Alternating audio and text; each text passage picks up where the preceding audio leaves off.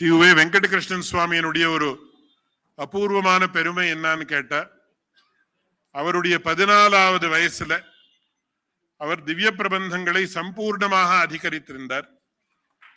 மகாவித்வான் காஞ்சி ஜெகதாச்சாரிய சுவாமி, ஸ்ரீ உவே அண்ணங்கராச்சாரிய சுவாமி இவரை பார்த்து இவருக்கு சிறு மாமனிஷர் என்கிற ஒரு விருதத்தை சூட்டினார்.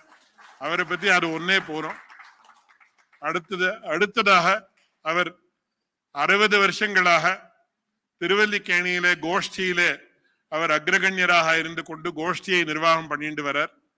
அதோட அவர் ஸ்ரீ வைஷ்ணவ டிபார்ட்மெண்ட் ஆஃப் ஸ்ரீ வைஷ்ணவிசம் அப்படின்னு சென்னை பல்கலைக்கழகத்துல அதை ஸ்தாபனம் பண்ணி ஒரு 500 பேர் அங்க ஸ்ரீ வைஷ்ணவ சித்தாந்தத்தை அதிகரித்தார்கள். இன்னும் எத்தனையோ வைசிஷ்டியங்கள் எல்லாம் அவருக்கு இருக்கு. வித்வானேவ விஜானாதி வித்வஜன பரிசிரமம்னு சம்ஸ்கிருதத்துல ஒரு வார்த்தை. ஒரு வித்வானை பரிச்சயம் பண்ணி கொடுக்கணும்னா இன்னொரு வித்வானாலதான் முடியும். அடியனை போல இருக்கிறவர்களால முடியாது. அந்த வித்வானாக எழுந்தருளி இருக்கக்கூடியவர், அவருக்கு மிக நெருங்கி இருக்கக்கூடியவராக இருக்கக்கூடிய ஸ்ரீமான் ஸ்ரீ தேவராஜன் சுவாமி, அவர் எழுந்தருளி இருந்து இந்த சைட்டேஷனை சமர்ப்பிக்கணும்னு பிரார்த்திக்கிறேன். ஸ்ரீமதே ராமானுஜாய நமஹ. ஸ்ரீ யதுகிரி யதிராஜ மட், மூலஸ்தானம் திருநாராயணபுரம், மேலுக்கோட். ஸ்தாபனாச்சாரியா ஸ்ரீ ராமானுஜாச்சாரியா, ಸಂಪಿಗೆ ರೋಡ್, ಮಲ್ಲೇಶ್ವರಂ, ಬೆಂಗಳೂರು 560003. ದಿವ್ಯ ಮಂಗಳಾಶಾಸನಂ by H.H. Sri Sri Yatiraja G.R. Swami to Dr. Uve Sri Mandayam Anantan Pillai Venkatakrishnan Swami. Congratulations.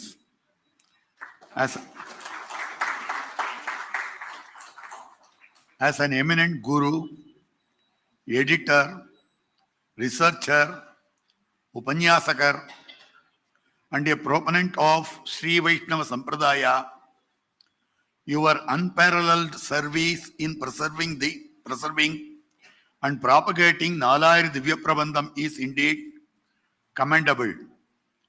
Innumerable students are benefited and inspired by your illustrious journey.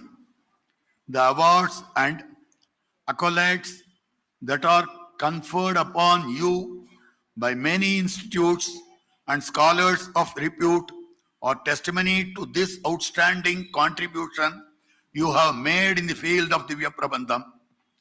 Just like how you and Divya Prabandham are inseparable, since you are working as the president of our Tiruvallikeni branch, your bond with Sri Yadugiri Yatiraja Mutt is also equally so for several years. The recent collaboration of Sri Yadugiri Yatiraja Mutt and MOP Charities in delivering lectures of Divya Prabandha Dhara series through many scholars of repute continuously for over a year under your brilliant leadership demonstrates this bond yet again. Your contribution is establishing South Indian temple tradition at Ammaji Mandir at Ayodhya is remarkable. Thus, in recognition of your outstanding contribution, we are pleased to honor you with the title Divya Prabandha Bhaskara.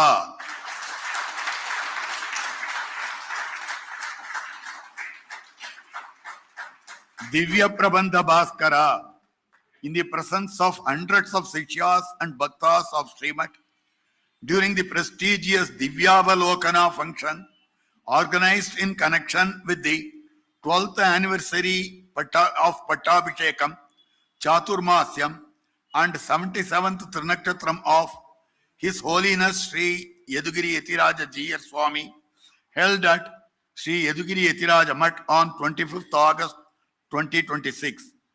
May your divine Kainkaryam at the lotus feet of Swami Ramanuja continue to grow by leaps and bounds.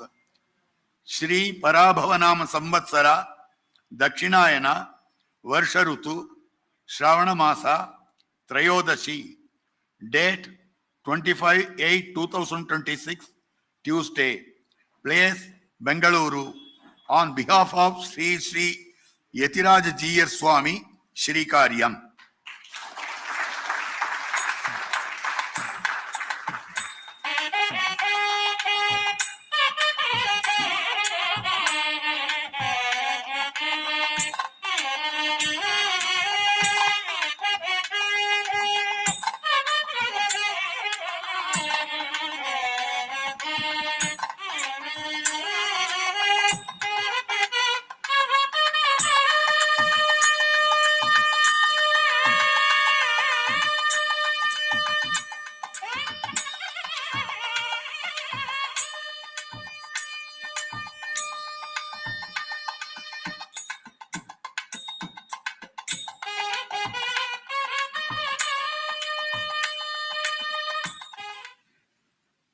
अस्मद्गुरु समारंभां यतिशेखर मध्यमां लक्ष्मीवल्लभ पर्यन्तां वन्दे गुरु परंपरां ஆழ்வார்கள் வாழி அருளிச் செயல் வாழி தாழ்வாதுமில் குறவர்தாம் வாழி ஏழ்வாறு முய்ய அவர்கள் உரைத்தவைகள் தாம் வாழி செய்யமறை தன்னுடனே சேர்ந்து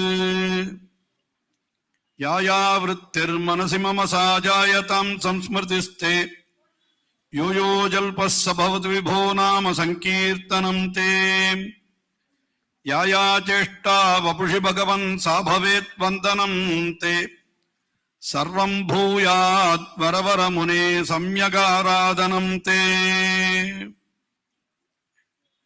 ஸ்ரீமத் பரமஹம்சேத்யாதிப்படி எழுந்தருளி இருக்கின்ற யதுகிரி யதிராஜ ஜீயர் சுவாமியினுடைய திருவடி தாமரைகளிலே அடியேன் சாஷ்டாங்கமாக பிரணாமம் செய்து இரண்டொரு வார்த்தைகளை சுவாமியினுடைய நியமனப்படி இங்கே விண்ணப்பிக்கிறேன்.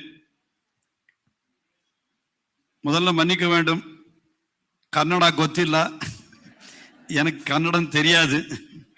கன்னடம் தெரியாதுன்னு சொல்றதுக்கு உண்டான கன்னடம் மட்டும்தான் தெரியும் எனக்கு, அதுக்கு மேல கன்னடம் தெரியாது. தமிழ்லேயே அடியனுடைய வார்த்தைகளை தெரிவிக்கிறேன்.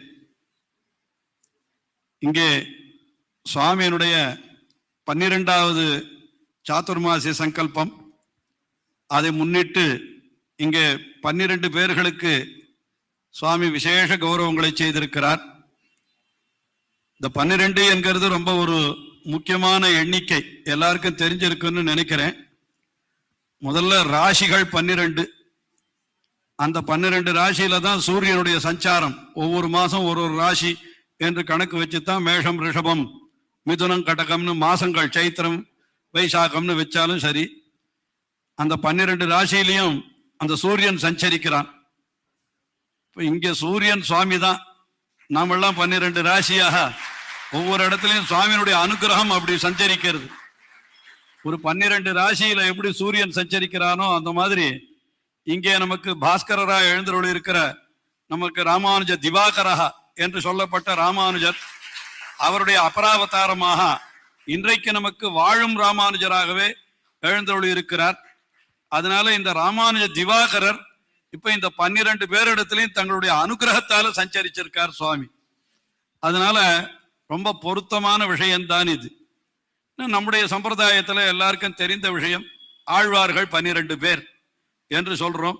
அதுபோல எம்பெருமான் எப்படி தன்னுடைய திவ்ய சங்கல்பத்தாலே, சுதந்திரமான சங்கல்பத்தாலே ஒரு 12 பேரை மட்டும் எடுத்து ஆழ்வார்களாக ஆக்கினானவன். ஏன் ஆழ்வார்கள் என்ன 12 பேர் தான் இருக்கணும்னு என்ன கட்டாயம்னு கேட்டா யாரும் பதிலே சொல்ல முடியாது. ஏன் சுவாமி ஆழ்வார்கள் ஏன் 5 இருக்கக்கூடாது, ஏன் 15 இருக்கக்கூடாது, ஏன் 100 இருக்கக்கூடாதுன்னு கேட்டுட்டே போகலாம் கேள்வி. அவனுடைய சங்கல்பம் 12, அவ்வளவுதான். ஆழ்வார்கள் 12க்கு மேல 13 கிடையாது. ஆச்சாரியர்களுக்கு எண்ணிக்கையே கிடையாது. எத்தனை வேணா நாதமுனிகள் காலம் தொடங்கி எத்தனையோ ஆச்சாரியர்கள் சொல்லிட்டே போகலாம். ஆனா ஆழ்வார்கள் என்னால் 12 பேர் தான், அது நிர்ணயமாயிடுது. அந்த மாதிரி ஜீயர் சுவாமி தம்முடைய கிருபையால ஒரு 12 பேரை இங்க விசேஷ கட்டாட்சம் பண்ணி எப்படி எம்பெருமான் ஆழ்வார்களுக்கு மயர்வர மதிநலம் அருளினானோ அதுபோல சுவாமி இங்க எம்பெருமான் அவர் சூரியன் சொன்னான். அவன் ஆறு சூரிய நாராயணன், ஆதித்ய மண்டல வர்த்தி, அவன் தானே அவனுடைய ஸ்தானத்தில் எழுந்தருள் இருக்கிற சுவாமி இன்றைக்கு இங்க 12 பேர்களுக்கு தம்முடைய விசேஷ கட்டாட்சத்தை பண்ணி இருக்கிறார். எப்படி எம்பெருமான் ஆழ்வார்கள் 12 பேருக்கு கட்டாட்சம் பண்ணினானோ அந்த மாதிரி இங்க 12 பேருக்கு சுவாமி பண்ணி இருக்கிறார். எல்லாரும் அவரவர்கள் நிஜமாக தங்களுடைய கிருதஜ்யத்தை ஆழ்விக்கிறதுக்குன்னா நான் அவகாச குறைவினால கொஞ்சம் குறைத்திருக்கிறோம் என்று சொன்னார்கள். இருந்தாலும் இப்படி ஒரே ஒரு விஷயத்தை மட்டும் அடியேன் தெரிவித்து விடுகிறேன். இத்தனைக்கு இங்க அடியேனுக்கு மட்டுமே அல்ல, எல்லாருமே இதை ஒப்புக்கொள்வார்கள் என்கிறதுல சந்தேகமே இல்லை.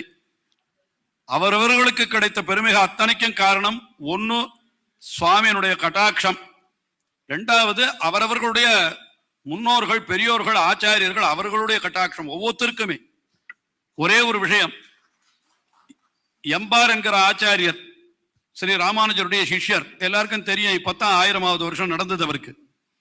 அவருக்கு யாரோ சில பேர் பாராட்டெல்லாம் நடத்தி அவரை சொன்னாலும் இவருக்கு ரொம்ப விஷயம் தெரியும், இவரை போல வல்லவர் யாருமே கிடையாது, இவரை போல கெட்டிக்காரர் யாருமே கிடையாது அப்படின்னு எம்பார ரொம்ப கொண்டாடி சொன்னாலாம், ரொம்ப ஸ்தோத்திரம் பண்ணினாலாம். இதையெல்லாம் கேட்டுட்டு சாதாரணமா என்ன பண்ணணும் அப்படின்னா, ஐயோ எனக்கு எந்த யோகியத்தையும் இல்லை, ஏதோ எல்லாரும் சேர்ந்து நீங்கெல்லாம் சொல்றீங்கோ அப்படின்னு தானே சொல்லணும். எம்பார் அப்படி சொல்லலை. என்ன சொன்னார்? ஆமா நீங்க சொன்னதெல்லாம் தகும், எனக்கு எல்லா பெருமையும் உண்டுன்னு அவரே ஆமோதிச்சார். அவரை யார் அவரை கொண்டாடினாலோ அவள் இடத்துல நீங்க சொன்னதெல்லாம் சரின்னு எம்பார் சொன்னாராம். உடனே அவள்லாம் என்ன நினைச்சுட்டா, என்ன எம்பார் இவ்வளவு கர்வியா இருக்காரு, இவருக்கு இவ்வளவு பெருமை உண்டுன்னு சொன்னா கொஞ்சமாவது ஒரு சபை இதுக்காகவாவது என்ன பண்ணணும், சபாவினுடைய ஒரு கௌரவத்துக்காவது கொஞ்சம் நைச்சியானுசந்தானமா வார்த்தை சொல்ல வேண்டாமா, இவர் எல்லாம் எனக்கு தகும்னு சொன்னாரு அப்படின்னு சொல்லிட்டு எம்பெருமானார் ஸ்ரீ ராமானுஜர் இடத்திலேயே போய் இந்த மாதிரி எம்பாரை சொன்னா அவர் ரொம்ப தகும்னு சொல்றார் அப்படின்னு சொன்னாலாம். எம்பார் வாழையாலே அந்த சித்தா வரவிடும் என்பதற்காக எம்பெருமானார் எம்பாரை அழைத்தார். எம்பார் இப்படி சொன்னாலாம், உண்மை கொண்டாடினாலாமே நீர் தகும்னு சொன்னீராமே, அதுக்கு என்ன காரணம் என்று கேட்டாளாம். உடனே எம்பார் சொன்னாராம், இவர்கள் இத்தனை பெருமையை எனக்கு சொன்னார்கள் என்னால் அது எனக்கா பெருமை, அபதார்த்தமாக பொருளல்லாத என்னை பொருளாக்கின தேவருக்கு அன்னோ அது பெருமை. இப்ப நான் இதெல்லாம் இல்லைன்னு சொன்னா எனக்கா கௌரவ குறைவு, தேவருக்குத்தான் கௌரவ குறைவு. ஏன்னா எம்பெருமானார் கட்டாட்சிச்ச பிற்பாடும் இவருக்கு பெருமை இல்லைன்னு சொன்னா அப்ப எம்பாருக்கு அவமானம் இல்லை, அது தேவருக்குன்னா குறைவா போயிடும். அதனால இத்தனை பெருமையும் விளைந்ததற்கு காரணம் தேவரீர் ஆகையினாலே அவர்கள் சொன்ன அத்தனை பெருமையும் எனக்கு உண்டு என்று அடியே நிச்சயித்தேனால் அதுவும் தேவரீருடைய கிருபையினாலே ஏற்பட்டதே தவிர வேறொன்று இல்லைன்னு சாதிச்சாராம். அது போல நம்ம எல்லாரும் என்ன சொல்லணும்னா, இன்னைக்கு இத்தனை பெருமை இருக்குன்னு ஒவ்வொருத்தருக்கும் ஒவ்வொரு பெருமை இங்க வாசிச்சாலே இத்தனை பெருமையும் நமக்கா இருக்குது, சுவாமியினுடைய கட்டாட்சத்தாலே நமக்கு இருக்கிறதாக அப்படி ஒரு பாவிக்கிறோம், அவ்வளவுதானே தவிர அத்தனை பெருமையும் சுவாமிக்குத்தான் போய் சேரணுமே தவிர நமக்கல்ல. நம்முடைய பெரியவர்கள் ஆச்சாரியர்கள் நம்ம எத்தனை பேர் ஒவ்வொருத்தரும் இங்க ஒரு ஃபீல்டுல ஒவ்வொருத்தரும் பெரியவா. அதுல சொல்ல போனா திருவடி சொன்னானா, மத்த பிரத்யவர கட்சித்து நானிய தஸ்தி சம்சேகான்னு சொன்னானோ, என்னத்தை விட இந்த கோஷ்டியில குறவானவன் யாரும் வானரங்களுக்குள்ள இருக்கிறக்குள்ள கடைகட்ட குரங்கு நான் தான் ஹனுமான் சொன்னானா. அது போல அடியேன் சொல்லிக்கணும், இங்க இருக்கிற ஒவ்வொருத்தரும் பெரியவர்கள் எல்லாம் அவரவர்களுடைய ஒரு ஃபீல்டுல அவ சாதிச்சிருக்கிற விஷயங்களை பார்க்கிற பொழுது அவளுக்குள்ள அடியேன் தான் கடைகட்டவன் அடியேன் சொல்லிக்கணும். அப்படிப்பட்ட அடியேன் கடைகட்டவன் முதல் கொண்டு பெரிய பெரியவாளெல்லாம் இங்க தேர்ந்தெடுத்து சுவாமி அதுவும் பொறுக்கி எடுத்து அப்படி முதல்ல சொல்லச்சே இங்க முதல்ல பங்கனுக்கு வர சொன்னாரே தவிர என்ன விஷயம்னு தெரியாது. அடியனுடைய குமாரஸ்தானத்துல ஆழ்வார் என்னுடைய தமையனாருடைய குமாரன் தான் அவர் இடத்துல பேசின்றது பொழுது சொன்னார், அவர் எப்படி சுவாமி இந்த மாதிரி பொறுக்கி எடுத்தார், ஒவ்வொருத்தரும் பெரிய பெரிய ரத்தனங்கள், ஒவ்வொருத்தரும் அவள் யாருக்குமே ஒரு அப்பழுக்கே சொல்ல முடியாது, ஏதோ வேண்டி வாழ் கொடுத்துட்டார் வேண்டாத வாழ் கொடுத்துட்டாருன்னு சொல்லவே முடியாது, அப்படி தேர்ந்தெடுத்து இந்த மாதிரி கொடுத்திருக்காரு சுவாமி என்று ஆழ்வார் என்கிட்ட சொன்னா. அதுல என்ன விஷயம்னா, எனக்கு மத்த யாரையும் ரொம்ப தெரியாது, ஏதோ ஒருத்தர் 2 பேரை பத்தி பரிச்சயம் உண்டே தவிர அத்தனை பேரையும் பத்தி அடி எனக்கு தெரியாது. இன்னும் சொல்ல போனால் நான் நினைச்சேன் ஆழ்வார்கள் 10 பேர்னு ஒரு வகை உண்டு, ஆழ்வார்கள் 12 பேர்னு ஒரு வகை உண்டு. 10 பேர்னா ஆண்டாளையும் மதுர கவிகளையும் தவிர்த்துட்டு 10 பேர்னு சொல்ற. அப்படி பார்த்தா இங்க 10 பேர் கர்நாடகாவை சேர்ந்தவா, 2 பேர் தமிழ்நாட்டை சேர்ந்தவன், நாங்க 2 பேர், நானும் எம்டி ஸ்ரீனிவாசன் மட்டும்தான். அதுல கூட இன்னொரு விஷயம் என்னன்னா, எம்டி ஸ்ரீனிவாசன் இந்த ஊர்லயே பிறந்து இந்த ஊர்லயே வளர்ந்து இந்த ஊர்லயே இருந்து எல்லாம் பண்ணினவர். எனக்கு இந்த ஊரோட ஸ்நான பிராப்தி மட்டும்தான் உண்டு, ஸ்நான பிராப்தி கூட கிடையாதுன்னு சொல்லுவா. உண்மையா அடியனுடைய முன்னோர்கள் எல்லாம் இந்த ஊர்ல சேர்ந்தவா தான். அடியன் திருமலை அனந்தாழ்வானுடைய வம்சம். பிரதான் திருமல் ராவ் என்றிருந்த பிரதான் திருமலாச்சாருடைய நேர் கொள்ளு பேரனுக்கு கொள்ளு பேரன் நானு. அந்த வம்சத்துல வந்தவன் தான். ஆனா அந்த பிரதான் திருமலாச்சார் 1700 சொச்சத்துல திருவல்லிக்கேணி போயிட்டார். அன்னிலேருந்து எங்க குடும்பம் பூரா திருவல்லிக்கேணியில தான் இருக்குது. அதனால இப்ப நான் திருவல்லிக்கேணியில 7வது தலைமுறையில இருக்கேன். அதனால நான் எனக்கு கன்னடமே தெரியாதுன்னு சொல்லிட்டேன். அப்படி இருக்கிற பொழுது அடியேனியும் கூட்டு இங்க ஆழ்வார்கள் 10 பேர் 12 பேர் கணக்கு வச்சுட்டா 10 பேர் கர்நாடகத்தை சேர்ந்தவா, 12 பேர் 2 பேர் தமிழ்நாட்டை சேர்ந்தவான்னு சொல்லலாம்.